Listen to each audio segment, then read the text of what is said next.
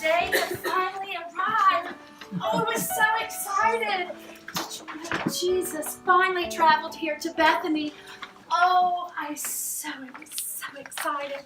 And you know, I love it when he comes to my house. And so I just have decided I'm going to fix the biggest feast ever for him. It's going to be fabulous, but oh dear, I have not calculated my time well enough because there's still many more details to take care of. Oh my gosh, I've still got to get figs and olives from the market, and there's water to be drawn, and oh, I've got to fluff the cushions, and Mary's supposed to put more oil in the lanterns, and that Mary, she is such a curious girl and so dreamy-eyed. Why, you know, she's really good help in the kitchen, but it seems like I always have to light a fire under her to get her moving along.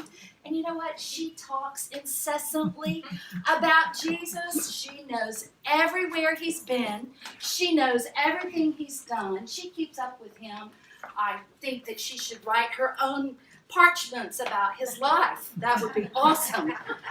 Oh my goodness, she just is so in love with him. I think that she loves him more than she does us, her own family, but that's it. Jesus. Oh, I do love Jesus, and I love when he comes.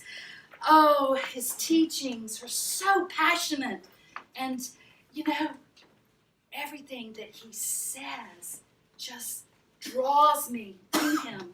And he teaches everywhere. Why, he doesn't even have a place of his own. He has no place to put his head when he sleeps.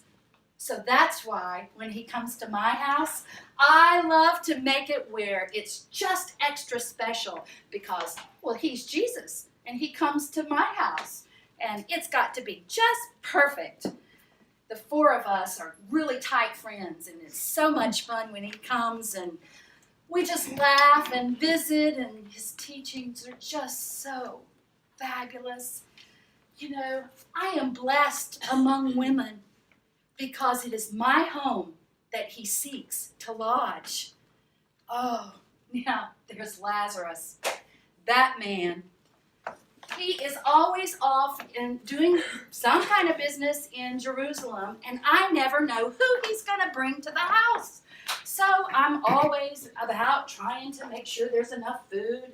Sometimes they even spend the night, and you have to make sure that the pallets are all ready and everything is just perfect. Why, I think that I should just call my house Martha's BFF. Yes, BFF. That would be bed, food, and fellowship. Yes, I like that. Oh, gosh.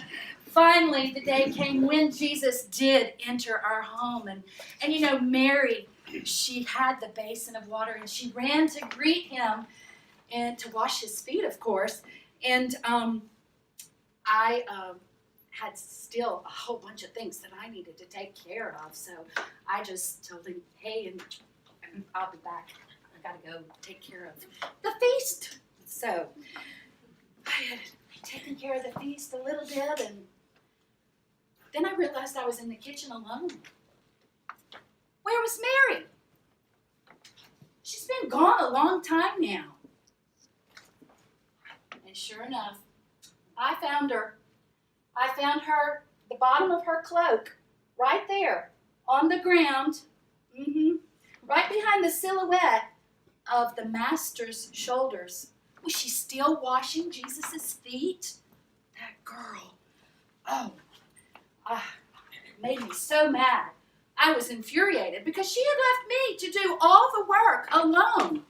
And there she is, sitting in there, having a conversation with the men. That's men's thing. And she had the nerve to sit in there? Oh, goodness. I was so mad. Oh, I was so infuriated that, you know what I did? I just thought I'd let my frustrations be known. So I burst right in, and I told the Lord, I said, Lord, do you not care that Mary has left me to do all the work alone? Tell her to come and help me. And there she sat, right there at Jesus' feet. She didn't even get up and move. But then it went really silent. And all eyes were looking at me. I realized what I had done. My outburst. Oh, I was embarrassed and ashamed. And I could feel the hot blood begin to rush up through my veins. Oh, I could hardly compose myself, you know. And I had just said to the Lord and demanded that he take care of a family matter. Oh, I felt awful. But you know, Jesus' expression changed. And he looked at me and he spoke my name twice. Martha, Martha. I was taken back because I could see in his eyes. It was as though he knew all of the events of my day and all of the things that had happened in the weeks gone by and preparation for all of the feasts and oh, my weary body and just everything. And he knew. And he said, "You're worried about many things. Mary, only one thing is needed. And Mary has chosen that thing. Nothing can take it away from her." You know, I think he was talking about a table of fellowship and a feast of his conversation, his words. Jesus had come again. We'd been preparing a feast all day, going to market, gathering up everything to make it special, cooking, stirring. It was all a clatter in the kitchen. I really don't like all that chaos, getting ready. It just, it makes me nervous. Martha's just so anxious. She's always so busy. And she just loves Jesus so much, and she wants to make everything so special for him. When the master arrived, I took a basin of water and I washed his feet. I knew he must be so weary from all the travels. Jesus, I believe he is the Son of God. He is the Messiah that we've been waiting for so long. And he and his disciples, they come often to our home or in the little village of Bethany. It's so close to Jerusalem. They come here for rest and for fellowship. Well, I began to listen to his stories. Oh, I was just so captivated. And then I heard this banging in pots in the kitchen. And it was like a not so subtle hint for me to get back in there. But his words. And then Jesus motioned for me to come in and sit. Jesus isn't like the other teachers. He welcomes me in, even though I am a woman. And so I went in, I covered my head with my shawl, and I sat at his feet, listening. Oh, the stories of their travels were so amazing. They went from village to village, proclaiming the kingdom of God, delivering the captives, casting out demons, healing the sick. Oh, it's so amazing. But the news was not good in Samaria. Entire villages were shut in his face. He wasn't welcome there. And the opposition was rising against him in Galilee and in Judea too. The religious authorities don't want what Jesus has to offer. The tone sounds dangerous. It's like a dagger in my heart. Suddenly, Martha came storming in.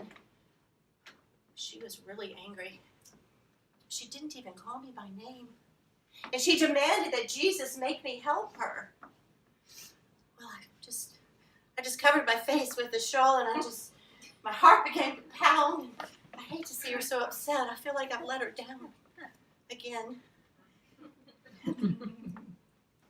Jesus, he just said her name twice.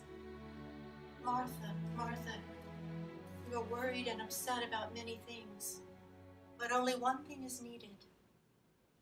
Mary has chosen the better part, and it will not be taken away from her. His gentleness seemed to calm her anger. I said nothing.